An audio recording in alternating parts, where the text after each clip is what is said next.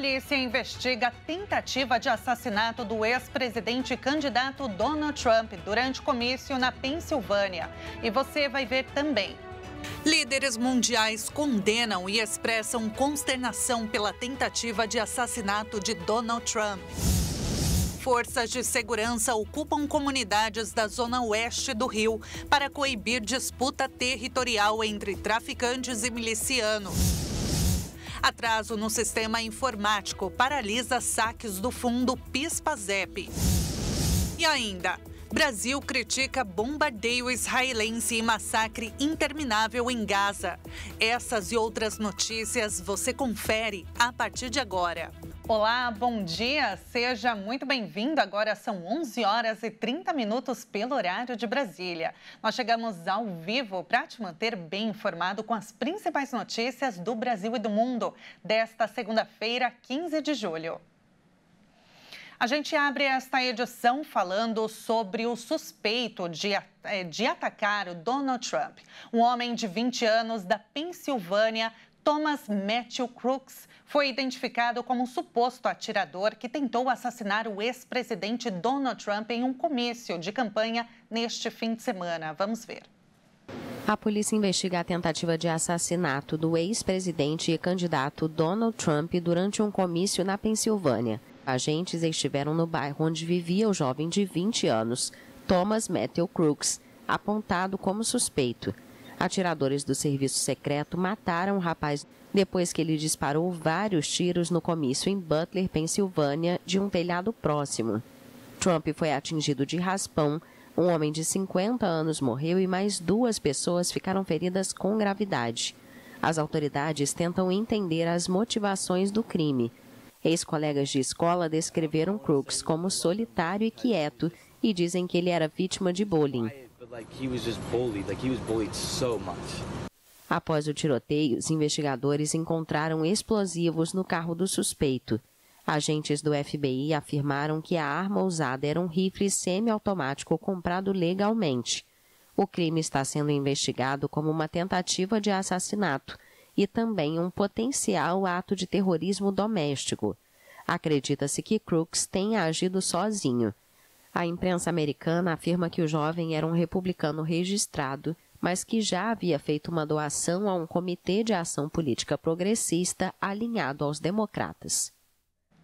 Com essa tentativa de assassinato contra o candidato Donald Trump, os Estados Unidos tiveram pelo menos 16 atentados diretos contra presidentes eleitos e candidatos a presidente desde 1835. É o que mostra um relatório de 2008 do Serviço de Pesquisa do Congresso americano. Segundo o documento, antes do atentado contra Trump do último sábado, esses episódios violentos resultaram em 4 mortes, 4 presidentes e 5 mortes, 4 presidentes e um candidato. O primeiro presidente americano assassinado no exercício do cargo foi Abraham Lincoln, morto em 1865 enquanto assistia a um espetáculo dentro de um teatro em Washington. O último caso mais emblemático ocorreu em 1963. O democrata John F. Kennedy, de 46 anos, foi alvejado enquanto desfilava em um carro aberto ao lado da mulher em Dallas, no Texas.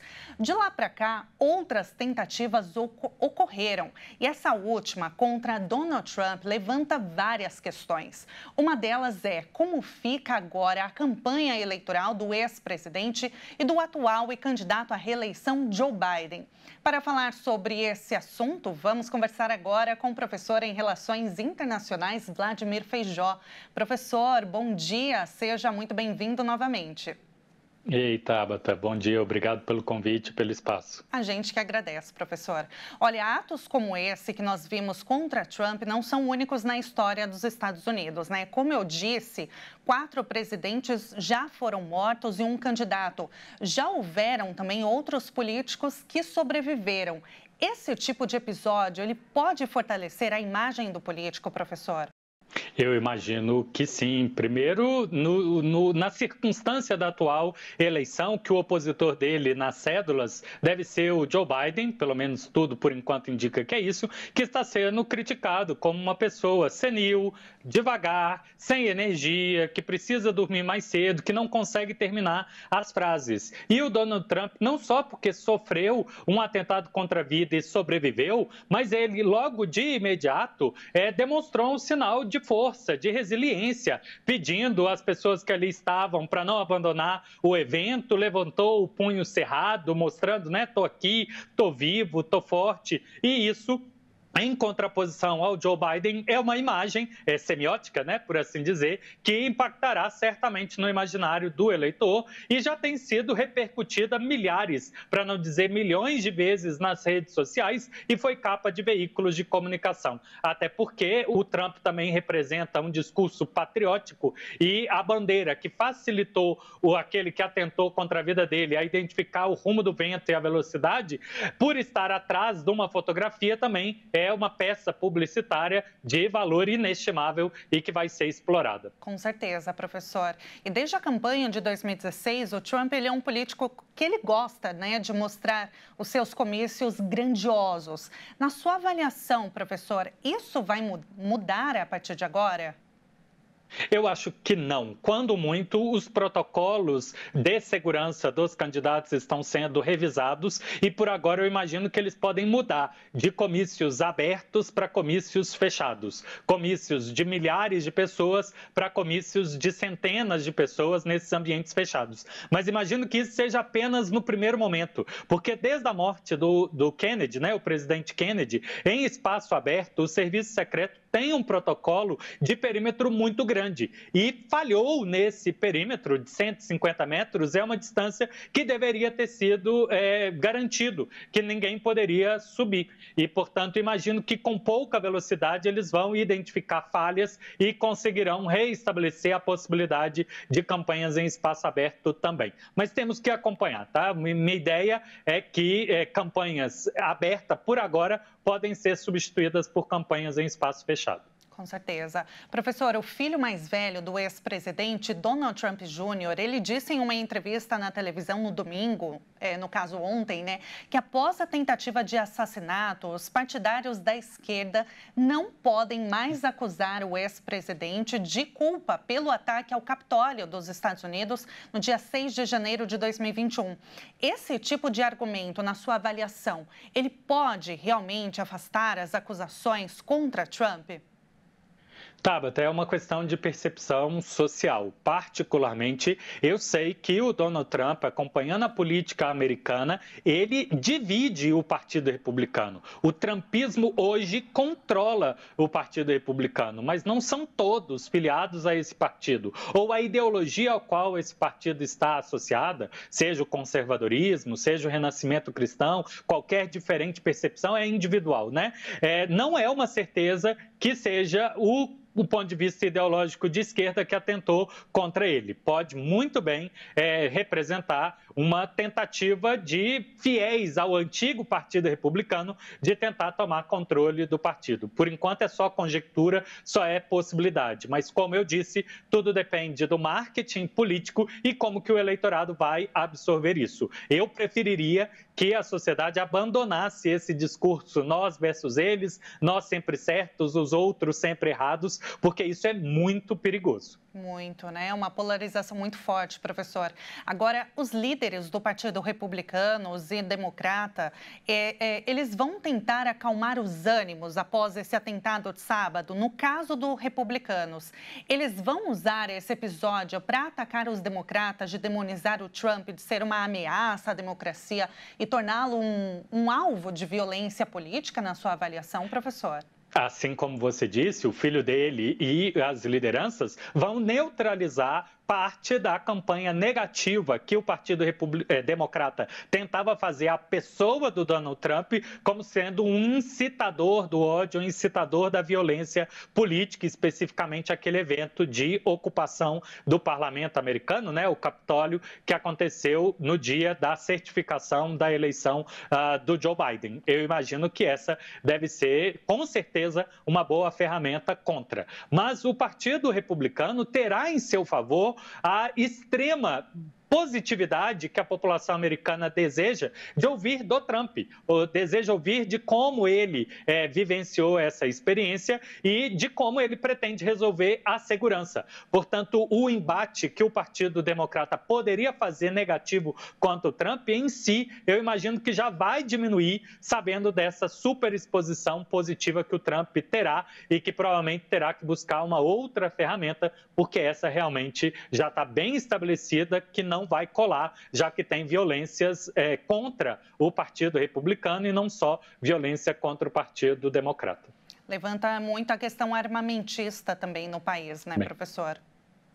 Esse é um outro argumento. O Trump, por muito tempo, usava na lapela o símbolo da Associação Nacional de Rifles, que era um rifle, e agora, alvejado por uma pessoa que portava um rifle, não se sabe exatamente de qual medida, reduz um pouco essa pressão para o acesso desenfreado a armamento pesado, a também munições, e, de alguma forma, pode sim se dar o spinning, que há muito tempo o Partido Democrata, para fazer contraposição ao Partido Republicano, falava de regulamentação das armas. Perfeito, professor. Muito obrigada pela sua avaliação, pela entrevista. É sempre um prazer falar contigo. Contem comigo. Bom trabalho. Abraço. Muito obrigada. Um abraço. E vários líderes mundiais condenaram e expressaram consternação pela tentativa de assassinato de Trump. Acompanhe. Condenação e consternação internacionais pela tentativa de assassinato do ex-presidente dos Estados Unidos e atual candidato presidencial republicano Donald Trump em um tiroteio durante um comício no estado da Pensilvânia. O secretário-geral da ONU, Antônio Guterres, condenou inequivocadamente o que descreveu como um ato de violência política, enquanto o Vaticano denunciou a tentativa de assassinato, afirmando que prejudica as pessoas e a democracia. Na Europa, a presidente da Comissão Europeia, Ursula von der Leyen, disse estar profundamente chocada com o tiroteio e desejou a Trump uma rápida recuperação. Houve fortes condenações no Reino Unido, França, Alemanha, Espanha e Hungria, enquanto na Rússia o Kremlin também condenou qualquer manifestação de violência no quadro da luta política, ao mesmo tempo que denunciou numerosas tentativas de eliminar o candidato Trump da arena política. O presidente ucraniano Volodymyr Zelensky desejou a Trump uma rápida recuperação, enquanto o presidente turco Recep Tayyip Erdogan disse esperar que os perpetradores e seus instigadores sejam levados à justiça o mais rapidamente possível para não ofuscar as eleições nos Estados Unidos e a estabilidade global. Na América Latina, o presidente argentino Javier Milei culpou a esquerda internacional pela tentativa de assassinato. O presidente brasileiro, Luiz Inácio Lula da Silva, observou que o incidente deve ser firmemente condenado por todos os defensores da democracia e o chileno Gabriel Boric alertou que a violência é uma ameaça às democracias. Houve também condenações dos governos do México, Bolívia, Colômbia, Venezuela, El Salvador e Uruguai. No Equador, que assistiu ao assassinato do candidato presidencial Fernando Villavicencio em agosto de 2023, o governo condenou todas as formas de violência política e observou que o assassinato do ano passado demonstrou os profundos danos que o extremismo político inflige aos processos eleitorais. Na Ásia e no Oriente Médio, China, Índia, Japão, Israel e Egito também condenaram o ataque e se solidarizaram com Trump. E veja a seguir, governo brasileiro critica bombardeio israelense na faixa de Gaza. Todos os detalhes em instantes. Voltamos já já.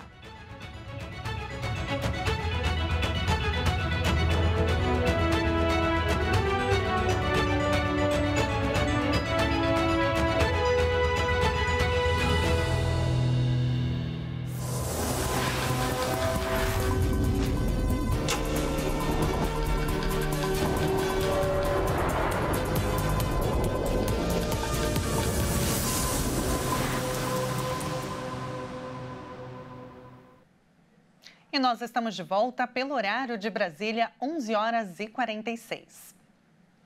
As forças de segurança ocuparam 10 comunidades da zona oeste do Rio para coibir a disputa territorial entre traficantes e milicianos. 2.000 agentes atuam em bairros como Jacarepaguá, Barra da Tijuca e Recreio.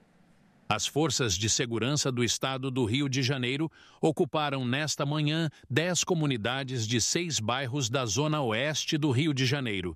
O objetivo da ação é a retomada de territórios e coibir as disputas entre traficantes e milicianos na região.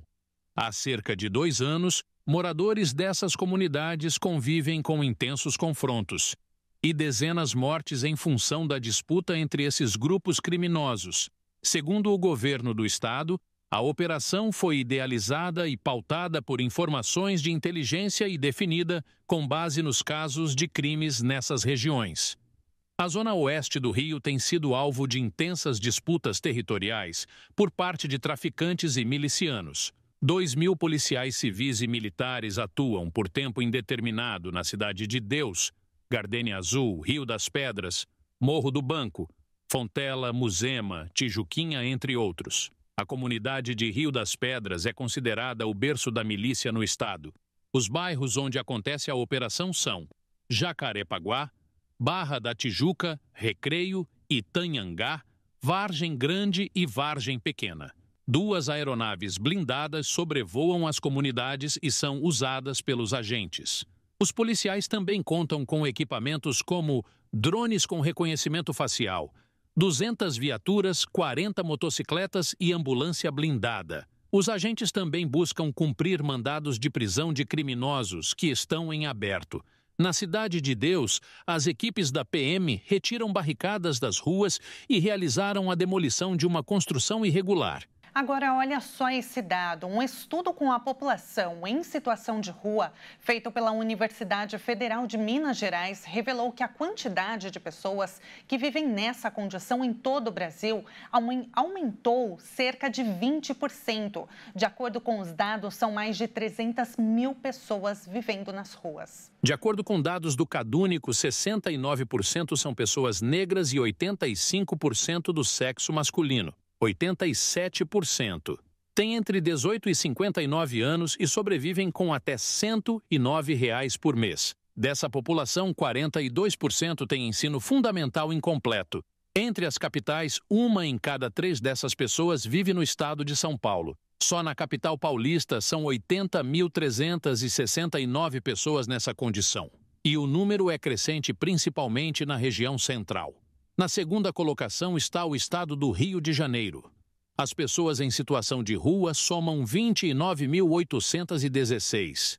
Em Brasília, capital do país, são 8.353 pessoas em situação de vulnerabilidade. A Prefeitura de São Paulo considera os dados do Censo de População em Situação de Rua produzido pela Prefeitura em 2021. O censo apontava 32.000 pessoas vivendo nessa condição na capital paulista. O próximo censo deverá ser realizado em 2025. E agora a gente muda de assunto, porque, olha, um atraso no sistema informático paralisou os saques do fundo PIS/PASEP. Em agosto do ano passado, o dinheiro passou do FGTS para o Tesouro Nacional.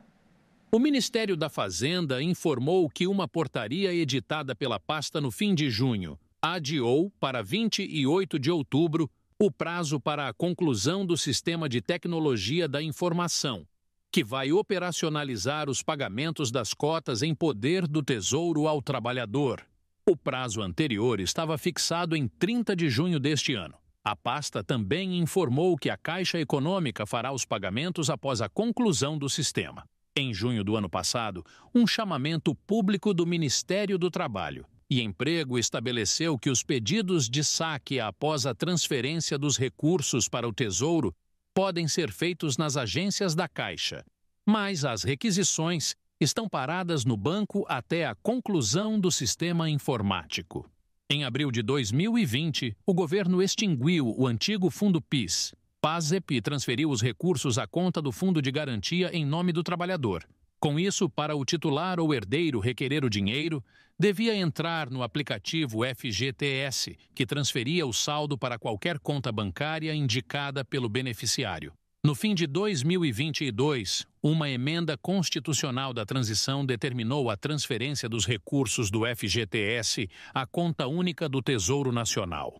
Em junho do ano passado, o Conselho Curador autorizou a transferência ao Tesouro. O dinheiro foi repassado em agosto do ano passado. Mesmo com a transferência ao Tesouro, o trabalhador poderá resgatar o recurso em até 5 anos. Em caso de morte do beneficiário, os dependentes e herdeiros têm direito aos recursos. Mas a liberação dos saques depende da conclusão do sistema informático. Olha, o pagamento do abono salarial PIS/PASEP 2024 será feito nesta segunda-feira para os nascidos em setembro e outubro. Esta é a 6ª leva do benefício liberada pelo governo federal neste ano. E o presidente Luiz Inácio Lula da Silva fez duras críticas ao bombardeio que ocorreu recentemente em Israel, no sul da faixa de Gaza, e disse que a comunidade internacional precisa tomar providências frente ao que chamou de massacre interminável da guerra. O governo do presidente Luiz Inácio Lula da Silva criticou o bombardeio recente de Israel no sul da faixa de Gaza e disse que a comunidade internacional não pode se calar frente ao que chamou de massacre interminável da guerra. Em um comunicado, a presidência afirmou que o governo de Israel segue sabotando o processo de paz e o cessar-fogo no Oriente Médio, e acrescentou que o bombardeio mais recente promovido na faixa de Gaza, vitimando centenas de inocentes, é inadmissível. Segundo o Hamas, bombardeios israelenses mataram mais de 90 palestinos no campo de deslocados de Al-Mawasi, no sul do território, e 20 pessoas no campo de Al-Shat, em Gaza, segundo a Defesa Civil Palestina. Israel afirmou que as ações tinham como alvo 2 comandantes do Hamas e que um deles foi morto. A nota afirma ainda que os líderes políticos do mundo democrático não podem se calar diante desse massacre interminável.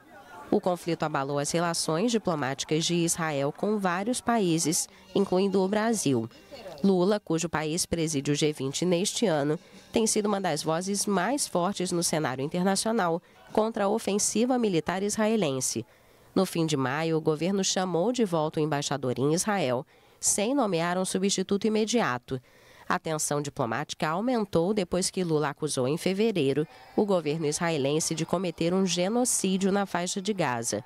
Israel declarou Lula persona non grata. E antes de encerrar, vamos seguir agora para a Itália, conhecer um pouco mais da comuna San Cândido. San Cândido, uma cidade encantadora nas Dolomitas.